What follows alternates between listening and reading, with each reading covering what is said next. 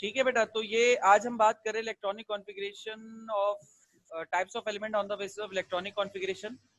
कल हम representative element के एक पार्ट यानी एस ब्लॉक एलिमेंट्स को डिस्कस कर चुके हैं। आज हम दूसरे पार्ट पी ब्लॉक एलिमेंट की तरफ हैं।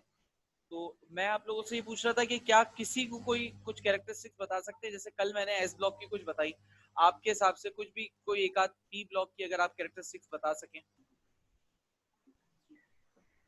सर जैसे ट्राइवेलेंट सर और ये इलेक्ट्रोपॉजिटिव और इलेक्ट्रोपॉजिटिव होगा क्योंकि मेटल्स हैं और शायद केमिकली रिएक्टिव ज्यादा हो।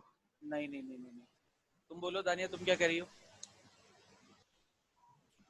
मैं ये कह रही थी जैसे ग्रुप 3A से 7A तक हैं, तो कल आपने जैसे ग्रुप 1A का लिखवाया था यूनिवेलेंट, तो 3A का ट्राइवेलेंट ऐसे करके। हाँ बिल्कुल, ये बात की जा सकती है। असल में देखो, एग्जैक्ट पॉइंट्स मैं बताऊंगा। बेसिकली मैं ये चाह रहा हूँ कि सेकेंड ईयर केमिस्ट्री के अंदर ना देखो, याद करने के लिए चीजें बहुत सारी हैं। जब बहुत सारा कुछ याद करोगे तो इस चीज का भी इम्कान है कि आप कुछ भूल भी सकते हो। तो उससे बचने का तरीका ये है कि खुद के कॉन्सेप्ट को थोड़ा इतना रखो कि अगर कोई एक आध पॉइंट भूल जाते हो तो कोई उसकी जगह पर कोई दूसरी चीज लिख सको। तो मुझे खिजर ने जो पॉइंट बताया, आपने खिजर, वो थोड़ा सा उसमें ना कॉन्ट्रडिक्शन है। अच्छा दानिया, आपका पॉइंट निस्बतन बेहतर था, वो ट्राइवेलेंट और टेट्रावेलेंट वाली बात मैं समझ गया बिल्कुल। वो वाली बात यहाँ पर की जा सकती है बिल्कुल। अच्छा, इसके अलावा यहाँ पर हमारे पास जो टोटल एलिमेंट्स हैं इसके अंदर, वो हमारे पास 25 एलिमेंट्स हैं। कैरेक्टरिस्टिक्स में अगर हम देखें तो 25 एलिमेंट्स हैं। अब इन 25 एलिमेंट्स में से हमारे पास 4 गैसेस हैं। कौन कौन सी? फ्लोरीन, क्लोरीन और नाइट्रोजन और ऑक्सीजन। एक लिक्विड है नेचुरली, ये नेचुरली बात हो रही है, कौन? Bromine. And further are solids, बाकी जो हैं वो सॉलिड्स हैं। यानी कि 25 में से 4 गैस हैं, एक लिक्विड है और बाकी 20 जो हैं वो सॉलिड्स हैं। अच्छा, अगर इनके हवाले से एक बात करूं तो they have high IP value, IP values. इनकी जो आईपी वैल्यू होगी वो ज्यादा होगी। क्यों? इसकी वजह यह है due to small atomic size, due to small atomic size. कल हम बात कर रहे थे एस ब्लॉक एलिमेंट में लो आईपी वैल्यू की, यानी कि एस ब्लॉक में ग्रुप 1 और ग्रुप 2 दोनों की आयोनाइजेशन पोटेंशियल लो थी, कम थी। ठीक है, कम होने की वजह से वो आसानी से इलेक्ट्रॉन को डोनेट कर सकते थे। ये वाले जो एलिमेंट्स हैं, इनकी आयोनाइजेशन पोटेंशियल लो नहीं है बल्कि थोड़ी ज्यादा है। उसकी क्या वजह है? उसकी वजह है एटॉमिक साइज का स्मॉल होना। ग्रुप 1 सबसे बड़ा होता है एटॉमिक साइज में, जैसे जैसे आगे बढ़ते चले जाते हैं वैसे वैसे एटम का साइज छोटा होता चले जाता है, ये बात आपको पता है। तो जैसे जैसे आगे बढ़ते जाओगे साइज एटम का छोटा होता जाएगा, वैसे वैसे आयोनाइजेशन पोटेंशियल की वैल्यू बढ़ती चली जाएगी। अब आयोनाइजेशन की पोटेंशियल की वैल्यू बढ़ने की वजह से इलेक्ट्रॉन को डोनेट करने की जो एबिलिटी है वो कम होती चली जाएगी। पॉइंट्स को, सारे पॉइंट्स ना आपस में इंटरलिंक्ड है, ठीक है ना, तो वो कम होती चली जाएगी। उसके अलावा they form sir ionization potential जरा एक दफा रिपीट कर दिए, क्या था भूल गया। Energy required to remove a electron from gaseous isolated atom. किसी एटम में से, जैसे ये एक एटम है और ये उसकी कुछ शेल्स हैं, 200 की एनर्जी यहाँ पर, 300 की एनर्जी यहाँ पर, 400 की एनर्जी यहाँ पर। अब मेरा इलेक्ट्रॉन यहाँ है, मैं इसको 100 की एनर्जी दूंगा तो ये ऊपर वाले ऑर्बिटल में छलांग लगा लेगा। मैं इसको मजीद 100 की एनर्जी दूंगा तो ये एटम में से बाहर आ जाएगा। तो ये जो 100 की एनर्जी दी है जिसकी वजह से एटम में से इलेक्ट्रॉन बाहर आया है, इसको कहते हैं आयोनाइजेशन पोटेंशियल। ठीक है, ठीक है सर। सर हम ऐसा को ऐड कर दें। Okay.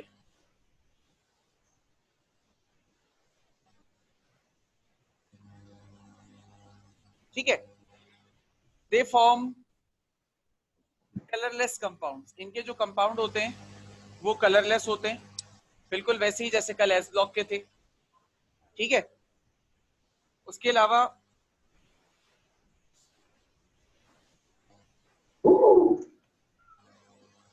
these elements and their compounds are diamagnetic.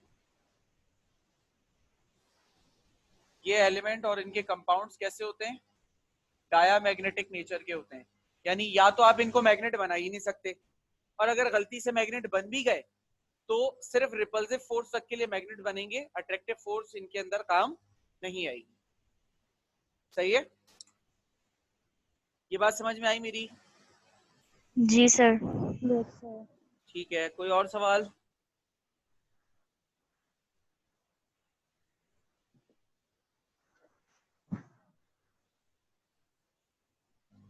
हाँ, एक और पॉइंट ऐड कर सकते हैं इसमें,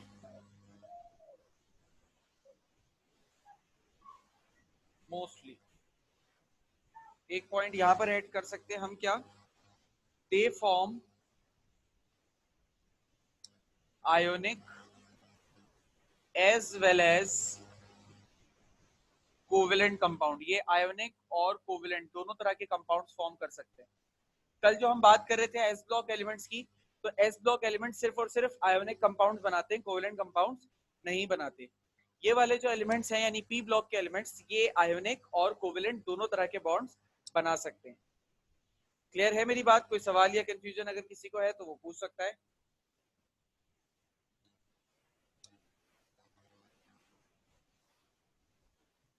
नो सर। अच्छा, लास्ट में हमें क्या लिखना होता है हर ग्रुप की? जनरल इलेक्ट्रॉनिक कॉन्फ़िगरेशन लिखनी होती है। जनरल इलेक्ट्रॉनिक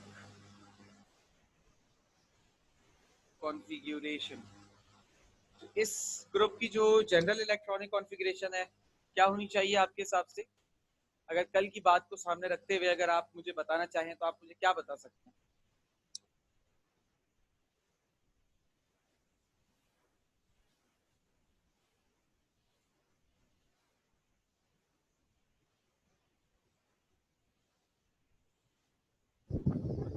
सर NP3 से NP7 तक। NP3 से NP7 नहीं बेटा, मुजम्मिल गलती हो रही है, आप लोग पुरानी बातें शायद भूल रहे हो। पी में मैक्सिमम 6 इलेक्ट्रॉन्स आते हैं, 6 से तो ज्यादा आते ही नहीं है पी में इलेक्ट्रॉन। और NP3 जो आप मुझे कह रहे हो, तो बेटा P3, अगर P3 कह रहे हो तो P1 और P2 कहाँ गया? जो कल मैंने आपको पढ़ाया था उसमें P1 और P2 तो था ही नहीं, उसमें तो NS1 और NS2 था बस। ठीक है, तो इसलिए पहली बात तो याद रखो कि इसमें 6 से ज्यादा इलेक्ट्रॉन नहीं आएंगे। इसकी जो कॉन्फ़िगरेशन होती है वो मतलब इस हिस्से की, वो NS2 से लेकर NP5 तक होती है। NS2 से NP5। जो ग्रुप 3 होगा उसकी होगी NS2 NP1, जो ग्रुप 4 होगा उसकी NS2 NP2, जो ग्रुप 5 होगा उसके NS2 NP3, जो ग्रुप 6 होगा उसकी NS2 NP4, और जो ग्रुप 7 होगा उसकी NS2 NP5। 7 इलेक्ट्रॉन इस तरीके से होंगे, 2 + 5 7 होंगे। 6 इलेक्ट्रॉन इस तरीके से सर होंगे। ये मुझे समझ में नहीं आता, क्या किस समझ में? तरह होता है ये जनरल इलेक्ट्रॉनिक कॉन्फ़िगरेशन? अच्छा, ये किस तरीके से होती है ये समझ नहीं आता? जी सर। ठीक है, ये पॉइंट सारे समझ में आ गए? हाँ सर, ये तो आ गया। ठीक है, स्क्रीनशॉट लो, मैं समझाता हूँ ये किस तरीके से होता है। ठीक है, पीरियोडिक टेबल देखना, एलिमेंट्स की सीक्वेंस को देखना, उसके बाद में इलेक्ट्रॉनिक कॉन्फ़िगरेशन दिखाऊंगा, तो बात शायद कुछ समझ में आ जाए। मजीद अगर फिर भी कोई कंफ्यूजन रहती हो तो आप पूछ सकते हैं दोबारा भी। अच्छा जी, पीरियोडिक टेबल नजर आ रहा है बेटा सबको? Yes sir. जी सर।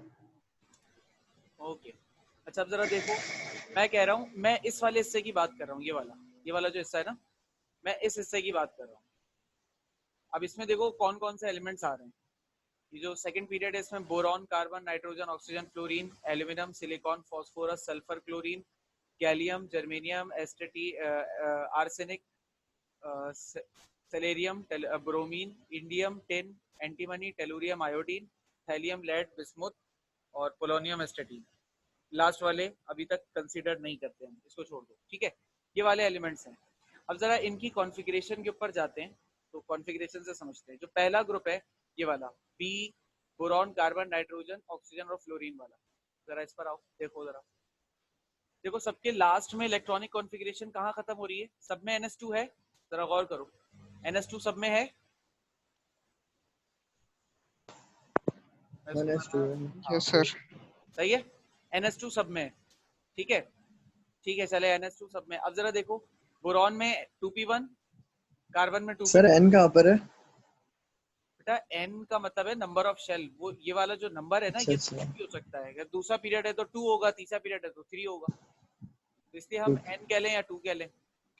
अच्छा अब इधर देखो, कार्बन में 2 आ गया, आगे बढ़ेंगे तो नाइट्रोजन और कार्बन में एक इलेक्ट्रॉन बढ़ेगा ना, तो 6 के बाद 7 हुआ, तो एक इलेक्ट्रॉन यहाँ बढ़ गया, फिर यहाँ बढ़ गया, फिर यहाँ बढ़ गया। ये चीज है NS2 सही। और NP5 जो मैंने लिखा है ना, वो ये चीज लिखी है। आगे आओ, ये देखो, इसमें भी ऐसे ही है कुछ, एल्यूमिनियम से लेकर NS2, फिर 3p1, 3p2, 3p3, 3p4, 3p5। आगे आओ, आगे देख लो, देखो फिर वही हो रहा है। अब जब ये अलीशा राशिद,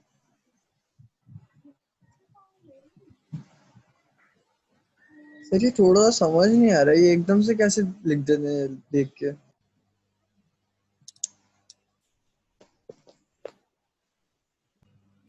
अच्छा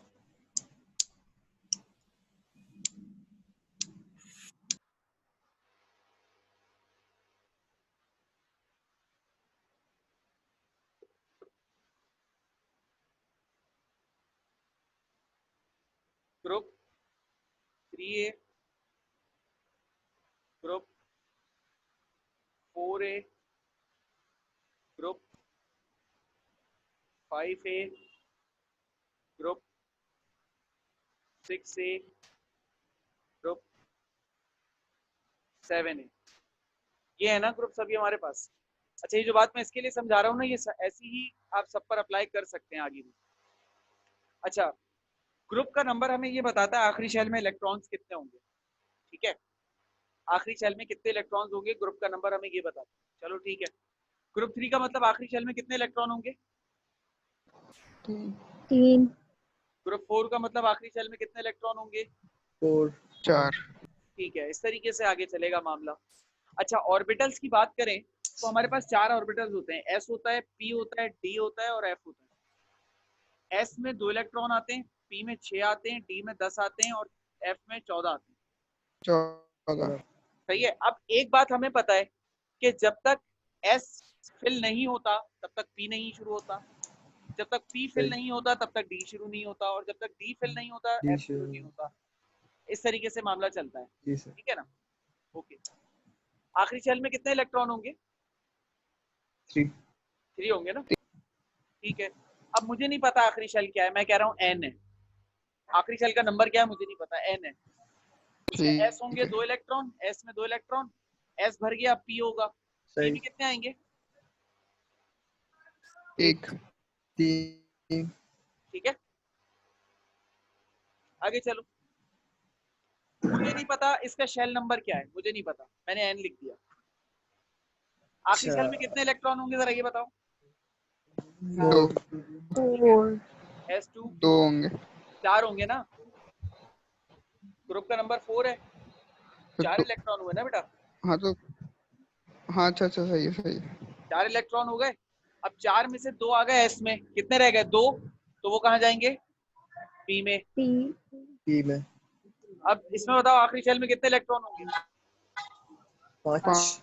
5। ठीक है, NS2 2 आ गया, NP3। 3 आएंगे। सही है, सही है, सही है, सही है। इसमें बताओ NP3 6 होंगे। 6। NS 2 NS2 आएंगे और 4 आ NP4। जाए। NP4 NS2 NP5।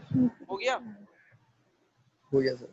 यही तो लिख रहा था मैं, मैंने लिखा था अच्छा। NS, एक गलती हो गई, NS2 NP5 लिख दिया था, इसको 5 नहीं लिखना था मुझे, 1 to 5 लिखना था, बस ये गलती हो गई। क्यों, ऐसा क्यों? 1 से चल रहा है ना मामला और 5 तक आ रहा है। हाँ सर, अच्छा यहीं पे झगड़ा हो पूरा, गया। अच्छा पूरा करना है 1 से 5। जी, सही है, सही है, सही है। सारे ग्रुप्स को हम कंपाइल करके बात कर रहे हैं P ब्लॉक के अंदर, ये चीज की हमने, ठीक है।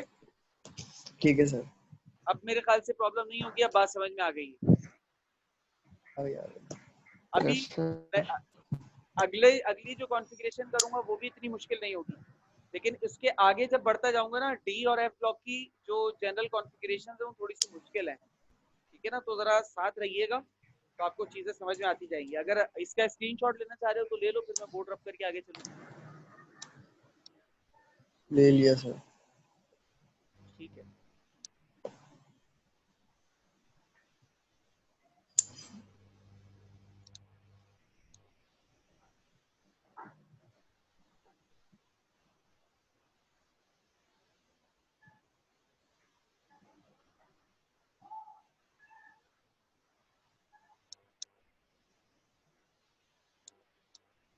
अच्छा, अब इसके बाद हमारे पास जो सी टाइप है, रिप्रेजेंटेटिव एलिमेंट का पहला था ए ब्लॉक, दूसरा बी पार्ट था बी ब्लॉक, और सी पार्ट है P block elements. P block elements का ही है, बट अब की बार हम पढ़ने वाले हैं जीरो ग्रुप को। पहले हम पढ़ रहे थे ग्रुप 3 से लेकर ग्रुप 7A तक, और अब हम पढ़ रहे हैं जीरो ग्रुप को, ठीक है ना। अच्छा, इस जीरो ग्रुप के कुछ और भी नाम होते हैं।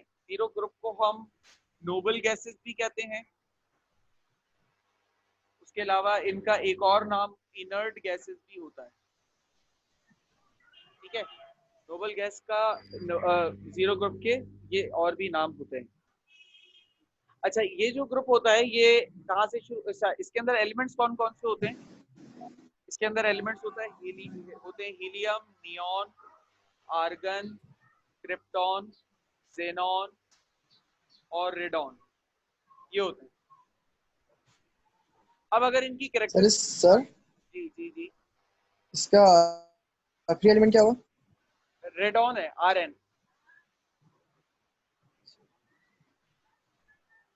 ठीक है। सर ये 8A है ना? हाँ, ये 8 है बेटा, ग्रुप 8 है। इसको सही है। कहा जीरो ग्रुप जाता है। 8A इसके लिए कॉमनली लफ्ज इस्तेमाल नहीं करते, इसके लिए जीरो ग्रुप का लफ्ज इस्तेमाल होता है, ठीक है। ठीक सही है। है।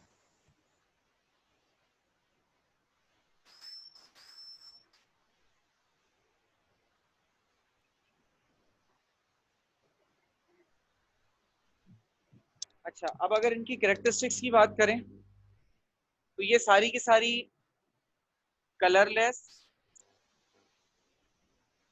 ओडोरलेस और टेस्टलेस गैसेस होती हैं।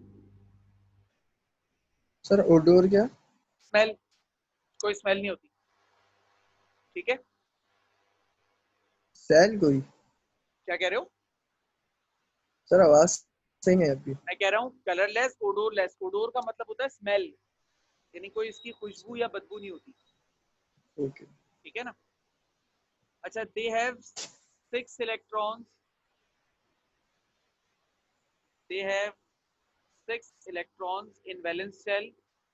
इनके आखिरी शेल के अंदर 6 इलेक्ट्रॉन होते हैं, एक्सेप्ट हीलियम, सिर्फ हीलियम के अलावा, जिसके अंदर 2 इलेक्ट्रॉन्स होते हैं, ठीक है। सब में 6 होंगे सिवाय हीलियम के। Neon, argon, krypton, xenon, radon, इन सब के आखिरी शेल में 6 इलेक्ट्रॉन होंगे, हीलियम में 2 होंगे, ठीक है ना। अच्छा, दे आर डायामैग्नेटिक, ये डायामैग्नेटिक नेचर के होते हैं। और डायामैग्नेट की वजह अगर आपसे कोई पूछे तो डायामैग्नेटिक होने की वजह सिर्फ एक ही है, दे हैव अनपेयर्ड इलेक्ट्रॉन। कहीं भी डायामैग्नेटिक का रीजन पूछा जाए तो बस बोल देना, आंख बंद करना और बोल देना दे हैव अनपेयर्ड इलेक्ट्रॉन, ठीक है। अच्छा, ये कलरलेस गैसेस होती हैं, ये भी बात याद, कलरलेस तो कर लिखी थी बल्कि मैंने, ठीक है। अच्छा, they show high IP value, बल्कि हाई नहीं, वेरी हाई आईपी वैल्यू। इनकी आईपी वैल्यू बहुत ज्यादा होती है due to complete octet. IP value इनकी बहुत ज्यादा होती है। आईपी वैल्यू इनकी ज्यादा क्यों होती है बेटा? आईपी वैल्यू इनकी ज्यादा इसलिए होती है because they have complete shell. जो ग्रुप 1 या ग्रुप 2 होते हैं उनकी आईपी वैल्यू कम होती है। मैंने क्या बताया कि लेफ्ट साइड से राइट साइड की तरफ बढ़ते रहोगे तो आईपी वैल्यू आहिस्ता आहिस्ता बढ़ती चली जाएगी, और जितनी कम आईपी वैल्यू होती है इलेक्ट्रॉन को डोनेट करना उतना आसान होता है, ठीक है। इनकी आईपी वैल्यू बहुत ज्यादा होती है, यानी कि इलेक्ट्रॉन को डोनेट करना बहुत मुश्किल होता है। और ये क्यों डोनेट करें? जब ये स्टेबल हैं, इनके अंदर इलेक्ट्रॉन की तादाद पूरी है। भाई कोई भी चीज बॉन्ड क्यों बनाती है? क्योंकि वो अनस्टेबल होती है, क्योंकि उसके आखिरी शेल में इलेक्ट्रॉन्स की तादाद पूरी नहीं होती। फर्स्ट ईयर के चैप्टर 4 में यही तो पढ़ा है कि कोई चीज बॉन्ड क्यों बनाती है, क्योंकि वो अनस्टेबल होती है। कोई चीज अनस्टेबल क्यों होती है? इसलिए कि उसके आखिरी शेल में इलेक्ट्रॉन्स की तादाद पूरी नहीं होती। बस यही दो बातें। अब कोई ऐसे एटम्स हैं जिनके आखिरी शेल में इलेक्ट्रॉन्स की तादाद पूरी है, तो उनको क्या जरूरत पड़ी अपने आप को बिला वजह इलेक्ट्रॉन्स कम करके किसी और के साथ जाकर बॉन्ड बनाए? क्यों बनाए भाई? बॉन्डिंग तो इसलिए हो रही है स्टेबल हो। ये इलेक्ट्रॉन लूज करेंगे तो अनस्टेबल नहीं हो जाएंगे? पहले स्टेबल थे, अब ये अनस्टेबल नहीं हो जाएंगे अगर ये इलेक्ट्रॉन लूज कर देंगे? सर लेकिन इसमें हीलियम तो अभी भी अनस्टेबल ही होगा। क्यों? सर उसमें लास्ट में 2 इलेक्ट्रॉन है, नहीं बाकी भाई, नहीं में नहीं नहीं 6 नहीं नहीं मतलब बाकी कंप्लीट है, वो नहीं कंप्लीट बेटा, नहीं। ऐसा नहीं, ऐसा नहीं, ऐसा नहीं, ऐसा नहीं। ओए होए होए।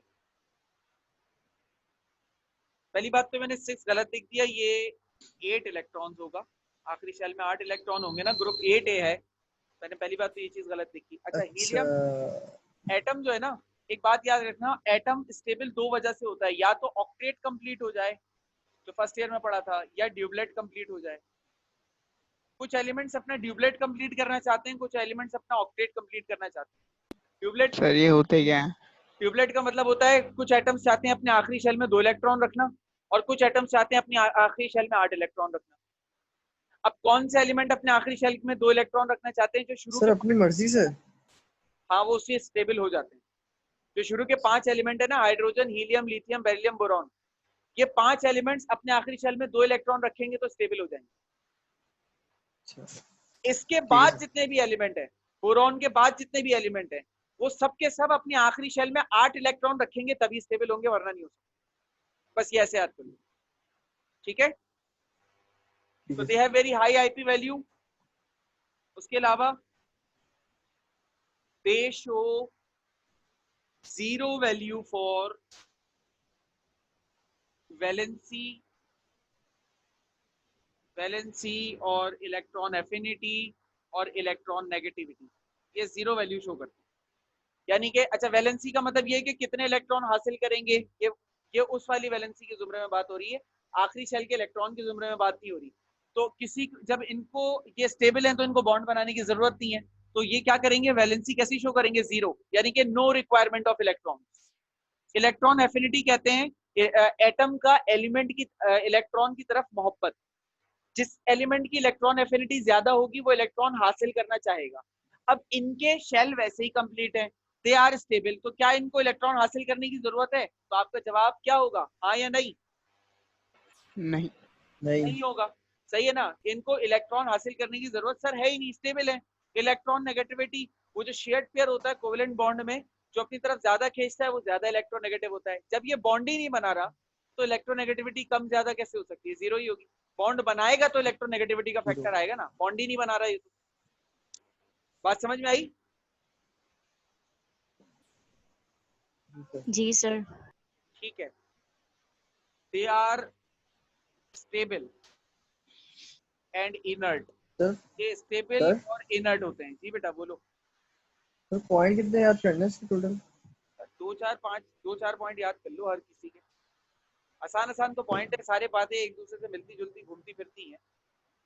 मैं वैसे भी कोशिश कर रहा हूँ कि अलग अलग पॉइंट्स ना लिखवाऊं, मैक्सिमम पॉइंट्स ऐसे लिखवाऊं जो रिपीट हो रहे हो, ताकि आपको इतनी प्रॉब्लम ना हो। और हर पॉइंट को अलग से समझा इसीलिए रहा हूँ कि आप लोगों को कम से कम प्रॉब्लम हो। और मेरी कोशिश यही होती है कि सेकेंड ईयर में चीजें कम से कम ऐसी हो जो आपको याद करनी हो।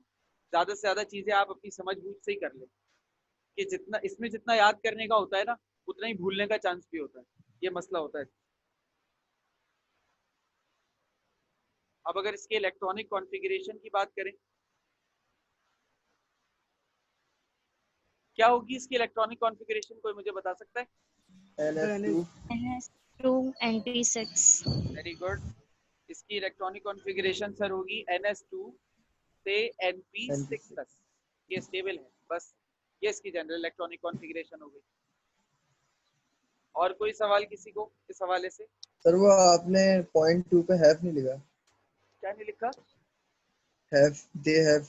हाँ तो तुम लिख लो यार, है। सर वो स्क्रीनशॉट या कहीं भूल ना जाना।